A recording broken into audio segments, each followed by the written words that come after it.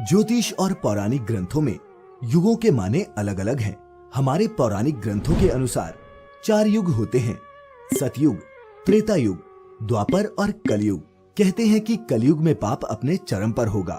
वर्तमान में यही कलिकाल अर्थात कलयुग चल रहा है। ग्रंथों में इस युग में क्या क्या होगा या घटेगा ये स्पष्ट लिखा गया है।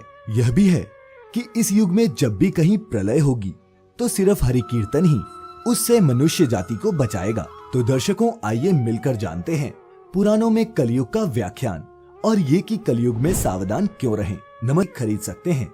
तो चलिए अब वीडियो शुरू करते हैं। क्रमांक 1, पुराणों में ये लिखा है कि जो व्यक्ति, संगठन या समाज वेद विरुद्ध आचरण कर भारत की धार्मिक और सांस्कृतिक एकता को खंडित करेगा, उसका आने वाले समय में समूल नाश हो जाएगा। पुराणकार मानते हैं कि जैसे जैसे कलयुग आगे बढ़ेगा वैसे वैसे भारत की गद्दी पर वेद विरोधी लोगों का शासन होने लगेगा। ये ऐसे लोग होंगे जो जनता से झूठ बोलेंगे और अपने कुतर्कों द्वारा एक दूसरे की आलोचना करेंगे। इन लोगों का कोई धर्म नहीं होगा, ये सभी विधर्मी होंगे।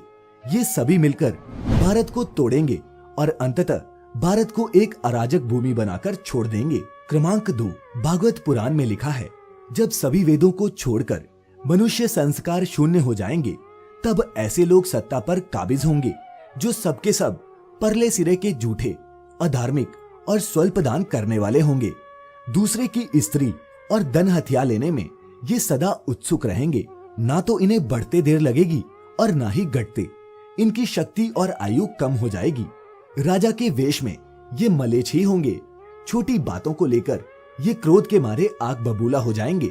लूट खसोट कर अपनी प्रजा का खून चूसेंगे। जब ऐसा शासन होगा तो देश की प्रजा में भी वैसा ही स्वभाव, आचरण और भाषण की वृद्धि होगी। राजा लोग तो उनका शोषण करेंगे ही, आपस में भी वे एक दूसरे को उत्पीड़ित करेंगे और अंततः सब के सब नष्ट हो जाएंगे। नंबर 3, भविष्योत्तर पुराण के अनुसार ब्रह्मा जी ने कहा, हे नारद, भयंकर कलयुग के आने पर मनुष्य का आचरण दुष्ट हो जाएगा और योगी भी दुष्ट चित्त वाले होंगे।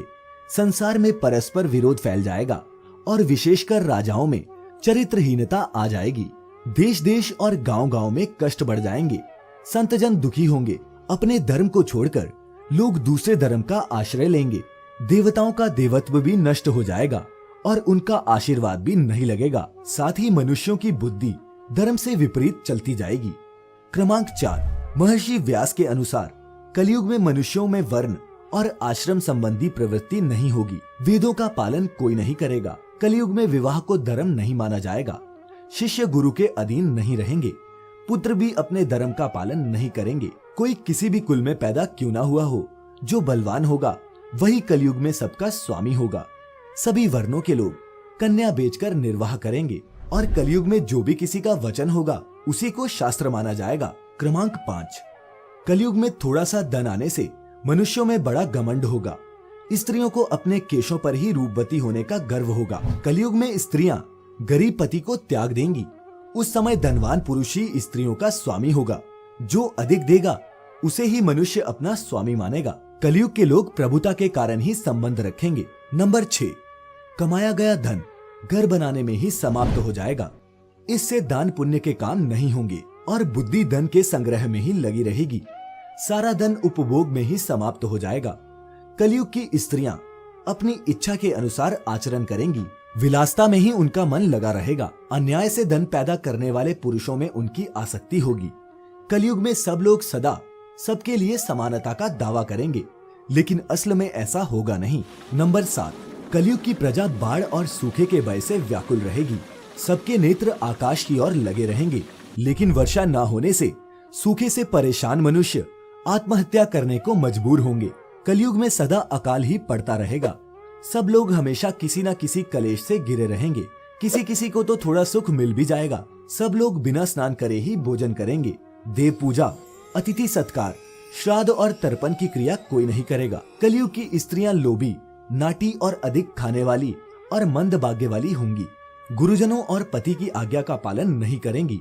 अपना ही पेट पालेंगी और क्रोध से बरी रहेंगी।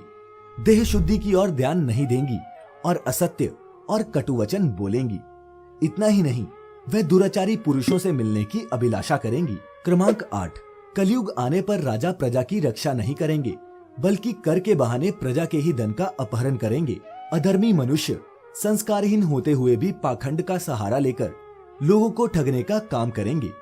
उस समय पाखंड की अधिकता और अधर्म की वृद्धि होने से लोगों की आयु कम होती चली जाएगी। घोर कलयुग के समय 5 से 7 वर्ष की स्त्री और 8 से 10 वर्ष के पुरुषों की ही संतान होने लगेगी। घोर कलयुग आने पर मनुष्य 20 वर्ष तक भी जीवित नहीं रहेंगे। इसके अलावा लोग मंदबुद्धि होंगे, व्यर्थ के चिन्ह धारण करने वाले और बुरी सोच वाले होंगे। क्रमांक 9, लोग ऋण चुकाए बिना ही हड़प लेंगे तथा जिसका शास्त्र में कहीं विधान नहीं है ऐसे यज्ञों का अनुष्ठान होगा। मनुष्य अपने आप को पंडित समझेंगे और बिना प्रमाण के ही सब कार्य करेंगे। तारों की ज्योति फीकी पड़ जाएगी, दशों दिशाएं विपरीत हो जाएंगी। पुत्र पिता को तथा बहुएं सास को काम बताएंगी। कलयुग के समय के साथ साथ मनुष्य वर्तमान पर विश्वास करने वाले, शास्त्र ज्ञान से रहित, दंभी और अज्ञानी होते जाएंगे। क्रमांक 10, श्रीमद् भागवत के 12 स्कंद में कलयुग के धर्म के अंतर्गत श्री शुक्र देव जी परीक्षित से कहते हैं, ज्यों ज्यों घोर कलयुग आता जाएगा त्यों त्यों उत्तरोत्तर धर्म, सत्य, पवित्रता, क्षमा, दया, आयु, बल और स्मरण शक्ति का लोप होता जाएगा। कलयुग के अंत के समय बड़े बड़े भयंकर युद्ध होंगे, भारी वर्षा, प्रचंड आंधी और जोरों की गर्मी पड़ेगी। लोग खेती काट लेंगे, कपड़े चुरा लेंगे, पानी पीने का सामान और पेटियां भी चुरा ले जाएंगे। चोर अपने ही जैसे चोरों की संपत्ति चुराने लगेंगे।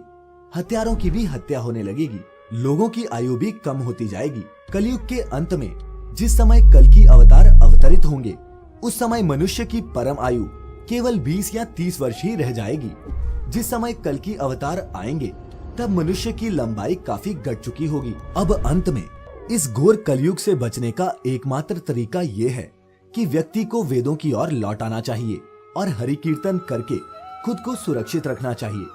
क्या ये सब लक्षण आज हम सबके सामने नहीं हैं? नीचे कमेंट्स में हमें अपने विचार अवश्य बताएं। मिलेंगे फिर एक अन्य आध्यात्मिक वीडियो के साथ किसी और दिन। जुड़े रहें द डिवाइन टेल्स परिवार के साथ यूट्यूब और फेसबुक पर। फिलहाल आज के लिए इतना ही। आपका बहुत बहुत शुक्रिया।